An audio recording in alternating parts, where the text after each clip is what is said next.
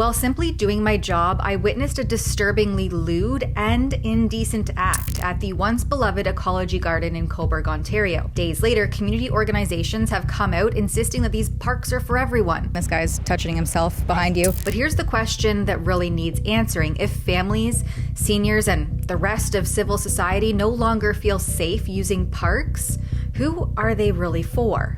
Let's dig in. In my recent report on the battles over Cobourg's parks and playgrounds, we showed the growing frustration from residents who feel these public spaces are being taken over, and the pushback from the mayor to get the draft Parks and Recreation Master Plan back in line with the law and common sense. But there was one moment during my on-the-ground reporting that I'm still processing a week later. These are the kinds of things, and this situation is something that doesn't show up in planning documents or open letters, but it's the reality on the ground. And that was when one man sleeping in the gazebo at the Ecology Garden began pleasuring himself while I was simply trying to do my job. So now that several social services agencies have come out against Mayor Lucas Cleveland, claiming that they're the ones that work every day on the ground in our community and that Cobourg parks are public spaces for all members of the public, I'm going to explain why that may seem compassionate and noble, but is actually a shameless and deeply irresponsible position to take that ignores reality.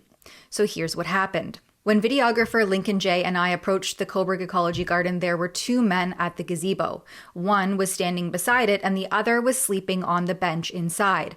As I started to interview and get comments from one of the men, the other one who was sleeping looked up at me, kissed at me twice, and then, shockingly and disturbingly, while I'm in the middle of an interview, he puts both of his hands down his pants and begins openly pleasuring himself while looking directly at me.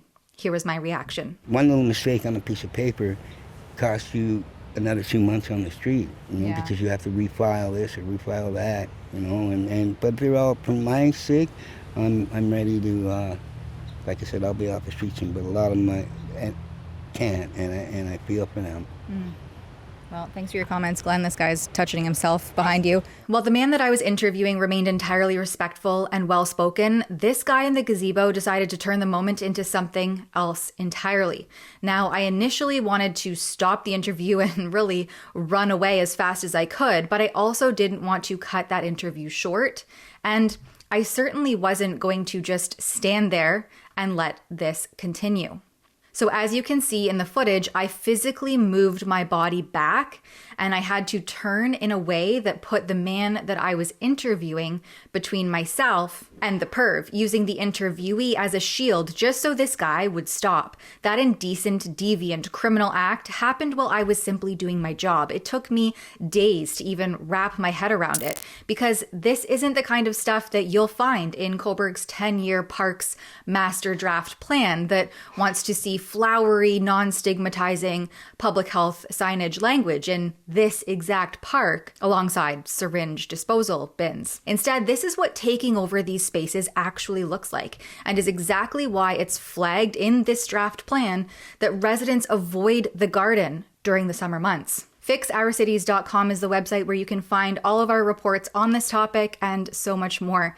To make sure that you never miss a report, head on over to that website and sign up so that you're part of our email list at FixOurCities.com. No amount of feel-good signage or Sharps disposal bins can remedy pervs in the park. More people need to see and understand this disturbing antisocial behavior, the open drug use, the encampments, the lewd acts that is sidelining children, families, and seniors from using parks the way that they're meant to be used, called their intended use. Because one person's demand for freedom shouldn't come at the expense of others to freely use these spaces for their intended purpose.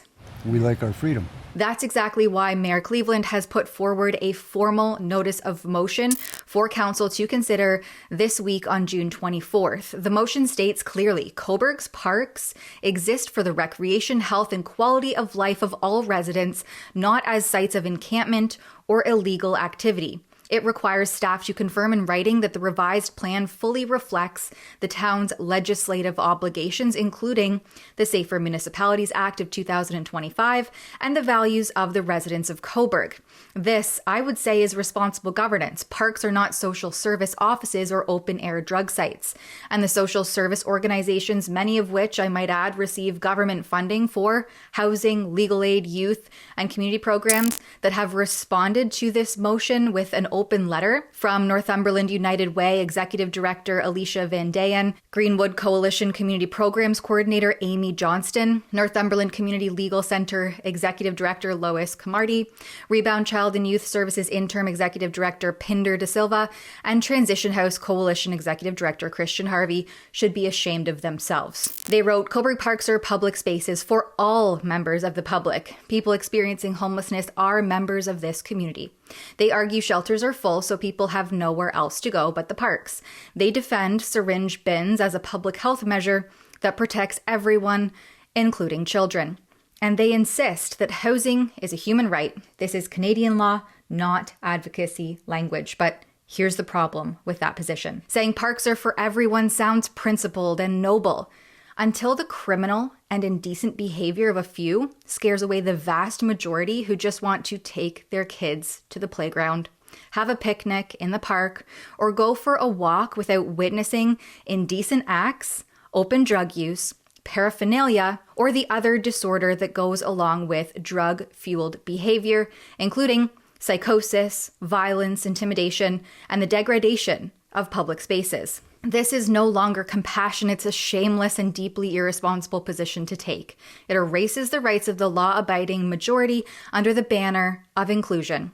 It normalizes behavior that no decent community or human being should accept in shared public spaces.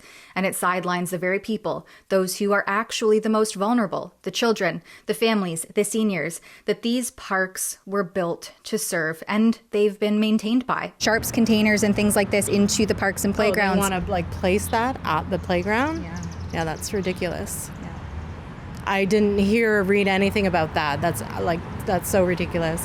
I have 2 small boys and I'll just find something else to do with them. I won't even use those playgrounds then. The vast majority of Cobourg residents aren't asking for the moon.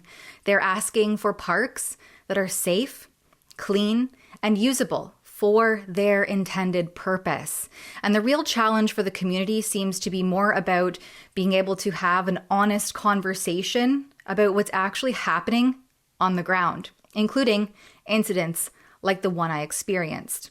The moment that parks are for everyone is used to excuse criminal and lewd behavior that makes ordinary people feel unwelcome, it stops being a value and becomes a rationalization for failure. Our parks belong to the community, sure, but that means all of it, not just the loudest advocates or the most disruptive users.